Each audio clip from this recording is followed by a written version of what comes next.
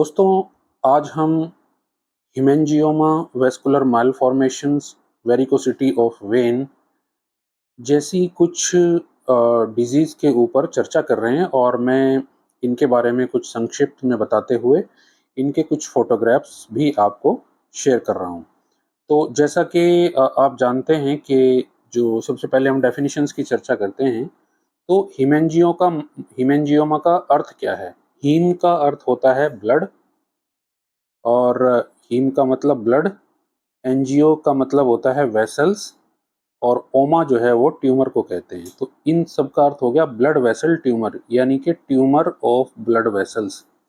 अब blood vessel क्या-क्या होती हैं? इसमें आर्टरी होती हैं, इसमें वेन्स होती हैं और इसमें कैपिलरी, जिनको कि हम बहुत ही सूक्ष्म वाहिकाएँ कहते हैं। यूजुअली ये ट्यूमर जो है नॉन कैंसरस होते हैं, बेनाइन इसको हम कहते हैं। और ये जब कैपिलरी यानी कि जो बहुत ही सूक्ष्म जो है वाहिकाएँ होती हैं, जब उनसे अराइज़ होते हैं तो हम इसको कैवर्नस हीमेंजियोमा बोलते हैं। और ये आर्टरी और वेन्स से भी बेसिकली हो सकते हैं, तो ये हीमेंजियोमा है। दूसरा होता है वेस्कुलर मालफॉर्मेशंस। वेस्कुलर मतलब होता है जो वेसल यानी कि वही ब्लड वेसल से संबंधित जो उनकी नॉर्मल एनाटॉमी को डिस्टर्ब करके जो मालफॉर्मेशन यानी कि विकृतियाँ होती हैं, वो क्या-क्या हैं? उसमें है बेसिकली जैसे कि जब भी एम्ब्रियो जब डेवलप होता है तो उसमें जब ब्लड वेसल्स होती हैं, यदि वो ब्लड वेसल्स अच्छी तरीके से डेवलप ना हो तो उनकी जो डेवलपमेंट में जो डिफ़ॉर्मिटी होती है उसके कारण से डिफरेंट टाइप के मालफॉर्मेशंस होते हैं। और ये भी इसी तरीके से artery, veins, arteriovenous, capillary lymph vessel आदि किसी से भी जनरेट हो सकते हैं। तो आशा है आप हीमेंजियोमा और वेस्कुलर मालफॉर्मेशंस का अर्थ समझ गए होंगे। तो अब आगे चलते हैं। इसके बाद आता है वेरिकोसिटी ऑफ वेन। तो ये वेरिकोसिटी ऑफ वेन का मतलब होता है कि जो भी वेन्स हैं, जो वॉल्व्स होते हैं, जो वेन्स के वॉल्व्स होते हैं, यदि वो प्रोलैप्स हो जाएँ, तो उससे क्या होता है, आप जानते हैं कि वेन में जो ब्लड का फ्लो होता है वो यूनिडायरेक्शनल होता है, मतलब एक ही डायरेक्शन में ब्लड चलता है। तो ये जो वॉल्व्स होते हैं वेन में, ये ब्लड को वापस आने से रोकते हैं। तो यदि किसी कारण से ये जो वॉल्व्स हैं वेन में, ये समस्या इनमें हो जाए, ये प्रॉपर बंद ना हो, तो जो ब्लड है वो वापस बैक प्रेशर क्रिएट करेगा।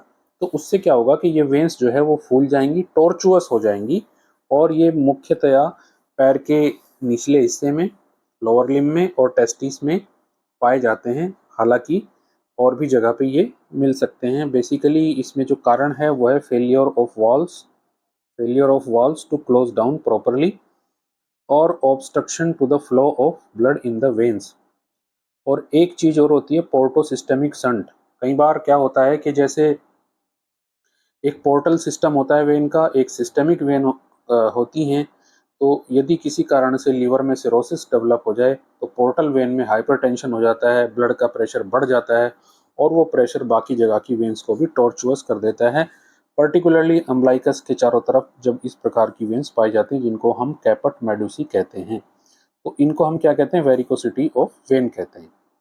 तो दोस्तों यहाँ पे आप देख सकते हैं कि ये जो इस फिगर में ये पूरा एरिया यहाँ पे एक वेस्कुलर मालफॉर्मेशंस की वजह से ट्यूमर जैसे एक ग्रोथ हो गई है, यानी कि ये ब्लड वेसल इतना ज़्यादा एंगोर्स्ड हो गई हैं। और इसी की तरह में जैसे मैंने भी आपको कैवर्नस हीमेंजियोमा की बात की थी या यहाँ पे वेस्कुलर मालफॉर्मेशंस की बात कर रहे थे, जो कैपिलरी वाले जो वेरिएंट्स होते हैं बेसिकली, इनमें थोड़ा सा भी ट्रॉमा होने से, जैसे यहाँ पे अगर जरा सा भी ट्रॉमा हो जाए तो एकदम स्पर्ट के रूप में यहाँ से ब्लड निकलता है। तो इस प्रकार से ये पूरी आप देख सकते हैं कि वेसल्स की माल फॉर्मेशन यहाँ पे देखने को मिल रही है। और ये भी सेम इसी तरीके का है, जैसे कि यहाँ पे आप देख सकते हैं पूरा जो बेसिकली यहाँ पे ये लोअर लिम्ब में इस प्रकार से ये देखने को मिल रही है और यहाँ भी आपको अलग अलग तरीके से ये वेस्कुलर मालफॉर्मेशंस देखने को मिल रहे हैं। तो दोस्तों हीमेंजियोमा का अर्थ क्या होता है, मैं आगे आपको एक टंग का हीमेंजियोमा भी दिखाऊंगा।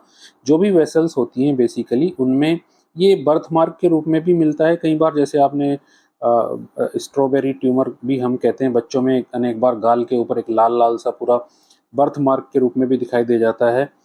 तो वो भी यहाँ पे देखने को मिलता है। आगे मैं कुछ और आपको वेस्कुलर मालफॉर्मेशंस दिखा रहा हूँ। ये चीक का एक फ़ोटो है, जिसमें आप देख सकते हैं कि ये पूरा एरिया जो है बेसिकली इसमें वेस्कुलर मालफॉर्मेशंस देखने को मिल रहा है। पूरा जो ये एरिया है, ये यहाँ पे वेस्कुलर मालफॉर्मेशंस देखने को मिल रहा है। अलग-अलग ये स्पॉट जैसे यहाँ पे देखने को मिल रहे हैं इसमें। ये भी वीनस मालफॉर्मेशंस का एक उदाहरण है, जिसमें कि वेन्स बेसिकली प्रोमिनेंट हो रही हैं।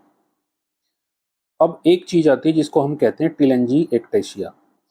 इनमें डिफरेंट करना पड़ेगा। देखिए, जब हम वेरिकोसिटी की बात करते हैं तो उसमें बड़ी वेन्स इन्वॉल्व होती हैं, और जब हम टिलेंजी एक्टेशिया की बात करते हैं, टिलेंजी एक्टेशिया 2 शब्दों से मिलकर के बना है। पहला है टिलेंजी और फिर है एक्टेशिया, यानी कि टिलेंजी जो छोटी-छोटी वेन्स है। अब यहाँ पे आप देख सकते हैं कि ये बहुत छोटी-छोटी हैं, बहुत छोटी-छोटी वेन जो है ये हल्की प्रोमिनेंट हुई हैं, और इनका एक गुच्छा सा बना हुआ है यहाँ पे।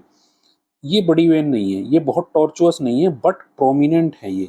तो इसलिए यहाँ पे इनको वेरिकोज न कह करके हम टिलेंजी एक्टेशिया बेसिकली कहते हैं। तो इसको आप अच्छी तरीके से ध्यान रखें। और ये वेरिकोज वेन्स हैं जो बेसिकली लोअर लिम्ब में पाई जाती हैं, और आप देख रहे हैं कि ये पूरी टॉर्चुअस है।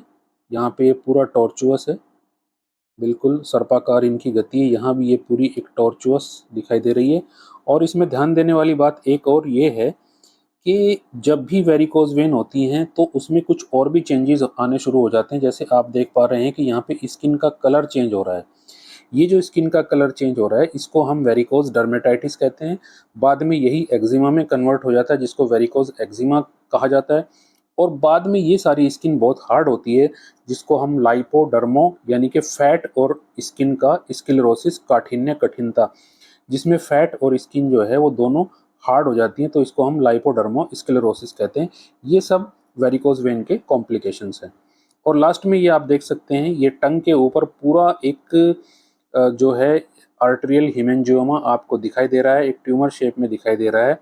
ये बेसिकली कंजेनाइटल होता है। अधिकतर मामलों में ये कंजेनाइटल देखने को मिलता है, लेकिन कई बार ये बर्थ के समय पे नहीं दिखाई देता, और बाद के टाइम में ये धीरे-धीरे बढ़ना शुरू हो जाता है। तो अब विषय ये आता है कि इसका ट्रीटमेंट कैसे किया जाए। देखिए, जो कम मात्रा में जो माइल्ड हेमेंजियोमा होते हैं वो कई बार रिज़ॉल्व भी हो जाते हैं, लेकिन जो वेस्कुलर मालफॉर्मेशंस या बाद में हेमेंजियोमा साइज़ में बड़े हो जाते हैं, वो एक कॉस्मेटिक प्रॉब्लम है। यूजुअली कई बार कैपिलरी हेमेंजियोमा में बहुत तेज़ी से, या इसमें वेरिकोज वेन्स के कुछ केसेस में, मालफॉर्मेशन के कुछ केसेस में थोड़ी-सी भी इंजरी या टच होने से बहुत तेज़ी से ब्लीडिंग होती है। तो ऐसी कंडीशन में हमको ट्रीटमेंट की ज़रूरत पड़ती है। मेडिसिनल ट्रीटमेंट बहुत सैटिस्फैक्टरी नहीं है। इस सर्जिकल मेथड से या लेज़र एब्लेशन से इसको ट्रीट करना होता है। तो यदि किसी को ऐसी कंडीशन है और उसमें ट्रीटमेंट की रिक्वायरमेंट है, तो सर्जिकल या लेज़र का ऑप्शंस यहाँ पे लिया जा सकता है। Thank you very much.